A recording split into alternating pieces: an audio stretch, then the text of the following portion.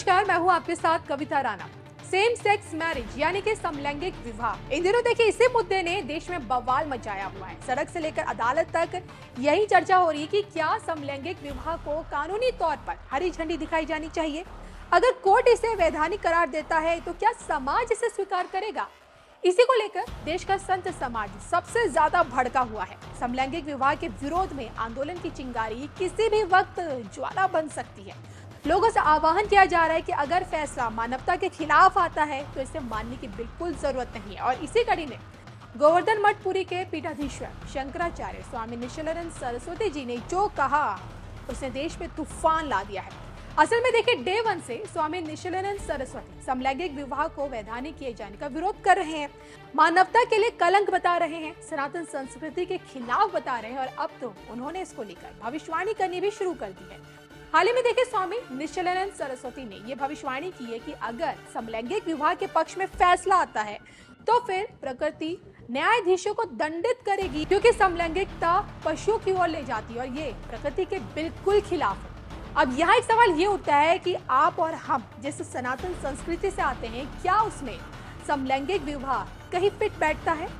समलैंगिक विवाह को लेकर शास्त्र क्या कहते हैं, सनातन धर्म में समलैंगिक विवाह को लेकर क्या धारणाएं हैं, इसको लेकर देखिए काशी के प्रोफेसर राम नारायण त्रिवेदी ने बताया कि हिंदू धर्म के किसी भी पवित्र ग्रंथ में समलैंगिक विवाह को स्वीकृति कभी नहीं मिली। समाज में देखिए इसे हमेशा से कुरीतियों के तौर पर देखा गया है और यही कारण है कि ऋषि मुनियों ने ना तो इसकी इजाजत दी और ना ही कहीं भी इसका उल्लेख किया।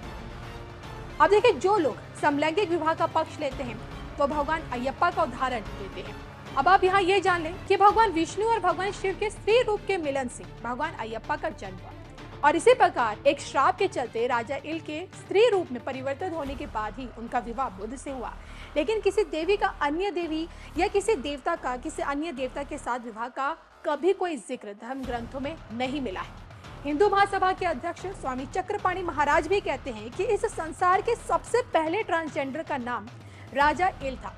मान्यता ये कहती कि एक बार वे शिवलोक के उस प्रतिबंधित क्षेत्र में प्रवेश कर गए जहां पर भगवान शिव और माता पार्वती विश्राम कर रहे थे। मान्यता यह है कि उस प्रतिबंधित क्षेत्र में जाने वाला कोई भी पुरुष व्यक्ति स्त्री में परिवर्तित हो जाया करता था और इस कारण राजा इल ईला में परिवर्तित हो गए और उनका बाद में विवाह बुध से हुआ। उनसे पूर्वा नाम की एक संतान की और जब वो संतान बड़ी हुई तो संतान ने अपनी माँ के दुख का कारण पूछा और जब उन्हें सच्चाई का पता चला तो उन्होंने शिव साधना करके राजा एल को इस श्राप से मुक्ति दिलाई। यानी कि देखिए, 100 बात की एक बात ये कि सनातन संस्कृति से लेकर धर्म ग्रंथों में किसी पुरुष का पुरुष से या फिर किसी स्त्री का स्त्री से विवाह होने का कहीं कोई जिक्र नहीं है। इसे हमेशा से प्रकृति के विरुद्ध देखा गया है। अगर ऐसा होता है तो ये समाज में मानसिक विकृति को जन्म देता है। समलैंगिक विवाह को लेकर भारत से बाहर यानी कि दुनिया में क्या चल रहा है, आप ये भी जान लीजिए। पहले तो देखिए, अब ये जान लीजिए कि हमारे देश में जिस समलैंगिक शादी को लेकर विरोध हो रहा है, दुनिया के 34 देश ऐसे हैं जहां समलैंगिक विवाह को कानूनी दर्जा दिया गया है। इन देशों की लिस्ट में देखिए अमेरिका, ब्रिटेन, ऑस्ट्रेलिया, जर्मनी और साउथ अफ्रीका टॉप पर है। जो लोग समलैंगिक विवाह का समर्थन करते हैं वो आर्टिकल 14-18 के तहत आने वाले समानता का अधिकार का हवाला देते हैं।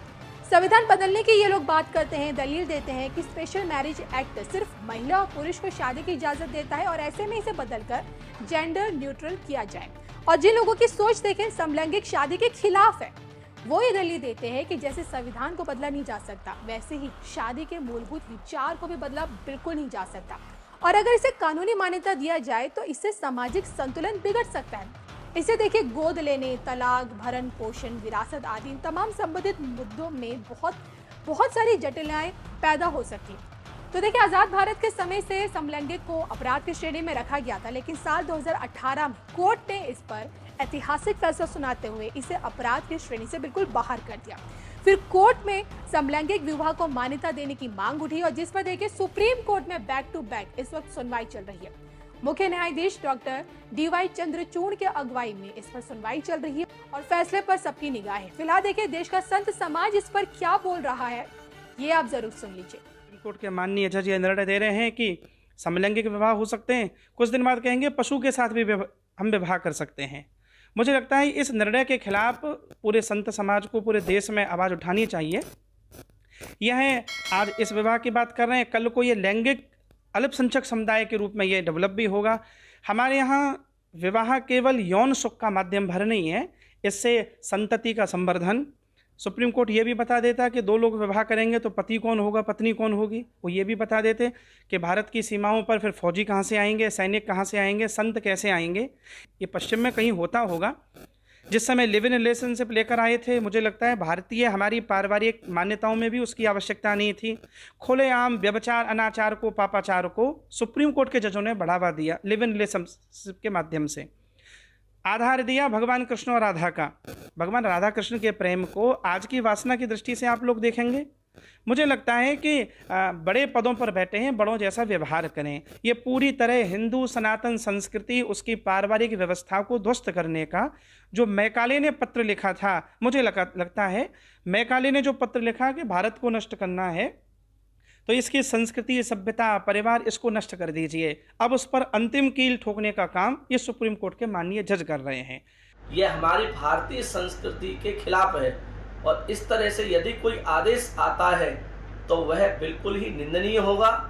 मैं काशी विद्वत परिषद पश्चिमी भारत प्रभारी होने के नाते समस्त धर्माचार्यों का निवेदन करूंगा कि इसका पुरजोर विरोध होना चाहिए। आंदोलन होगा, रोड पर उतरेंगे और फिर यह मत कहना कि यह क्यों हो रहा है।